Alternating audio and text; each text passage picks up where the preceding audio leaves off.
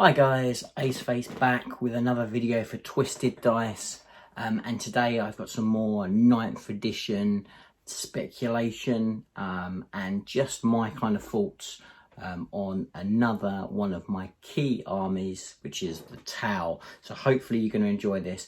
If you do enjoy this, then please do give us a subscribe and a like. It really helps us out tons. Majority of people that watch these videos do not subscribe. It would help us tons if you could just hit that subscribe button. And if you like what we're doing and you want to support us further, there's links to the Patreon down below. We're doing now regular giveaways for our Patreon supporters. And there's never been a better time to get involved in our core Patreon service. But anyway, that's enough of that. Well, let's jump into this video. So straight away, you know, the title's not clickbait, guys. I know a few of you think it is. We're going to talk about some speculation around why I think Tau will still be really strong in 9th edition. Now, there's quite a lot of people with quite a lot of doom and gloom for Tau, mainly around the fact that obviously these boards are getting much smaller, and around, you know, assault armies definitely going to get a boost because that's what they need, and rightly so. Everyone wants to see assault being much more of a viable tactic, and we know that currently Tau are not going to be assaulting things. That's still not going to be a factor until things change, until maybe we get some more, you know, better stats on crew, or some new crew units, or some assault suits. That's all stuff that would be wonderful. But what I wanted to touch on is why I think actually Tau will still be super strong in 9th edition.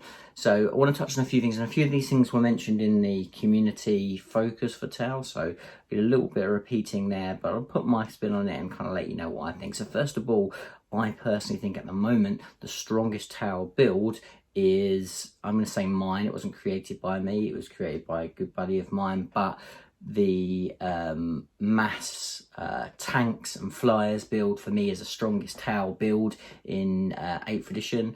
I'm unbeaten with it, and I think it's ridiculously powerful with the new buffs that we got in Psychic Awakening. People just haven't gone against it, so they don't know, but it is ridiculously strong. Now this makes that stronger. It means that things like Sky Rays and Hammerheads are never going to have any minuses, really. So they're always going to be hitting at full effectiveness with their weapons, because, you know, their weapons are heavy. Now with the new tank rules, they're not going to be bent, they're not going to be having any issues when they're moving, so it makes them so much more mobile. They're very quick as it is, so they can fly around, they can really pinpoint where they want to do destruction to, and can really leave their payload exactly where they want to. So that's really strong as well. The fact that now minuses to shooting is really not going to hurt Tau as much is huge, and particularly for units that are very accurate as they are. So again, we're looking at those tanks, which, you know, are already ballistic skill 3+. It means that they're only ever going to be really hitting at 4+, and with Marker Light support, you're very rarely going to be hitting these guys with anything other than a 2 or a 3. So that makes them super effective at their, I mean, obviously points will change, but currently they are such a solid unit. The fact that as well, yeah, you're going to be locked down, but they're still going to be able to shoot because they're tanks, so that makes it again another huge buff.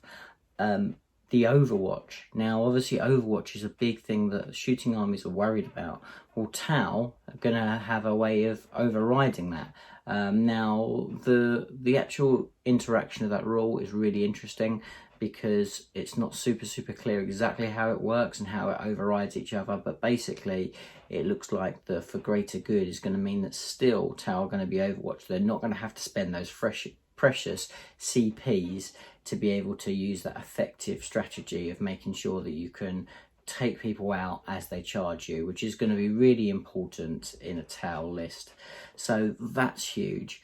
But one of the biggest things is those Riptides that, again, we're spending those precious points on to try and give them the ability to move and fire. Again, heavy weapons, monsters, they're not going to have to worry about that. So it means you're going to be able to spend your precious points on different upgrades for their guns, making them more effective against things with fly, and meaning you don't need to use a custom set.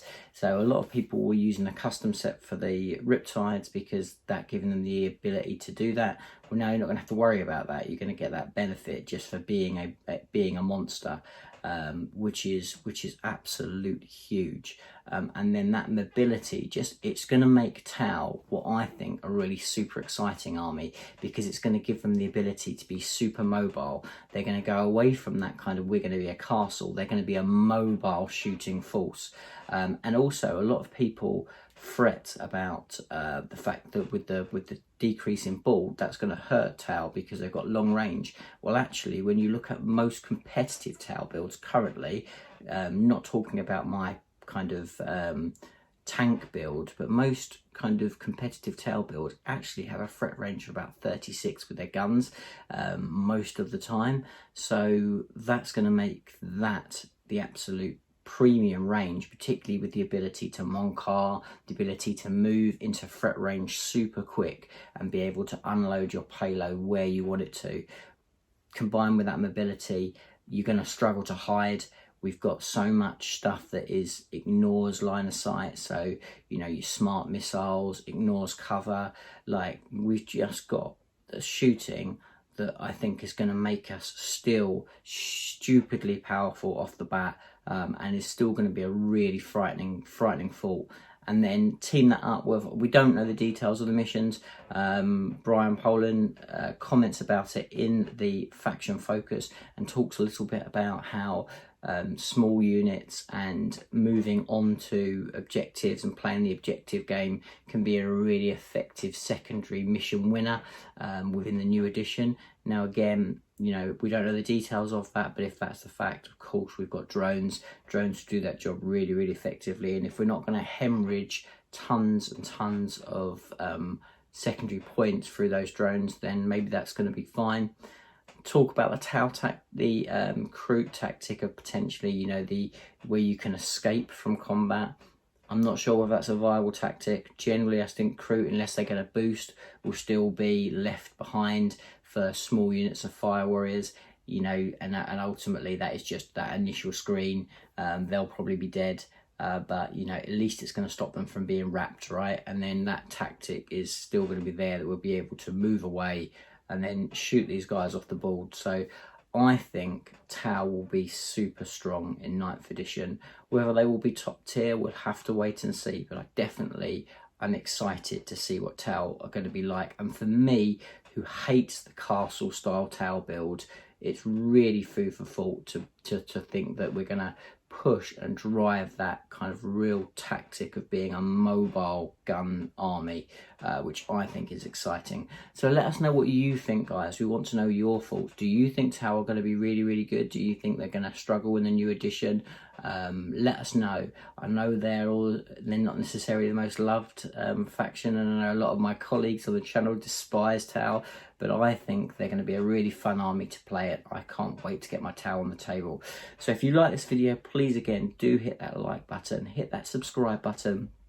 Let us know what you think and what you want to see from Twisted Dice coming forward. But thanks again for watching, guys, and until the next video, I'm Aceface and I'll see you soon. Bye for now.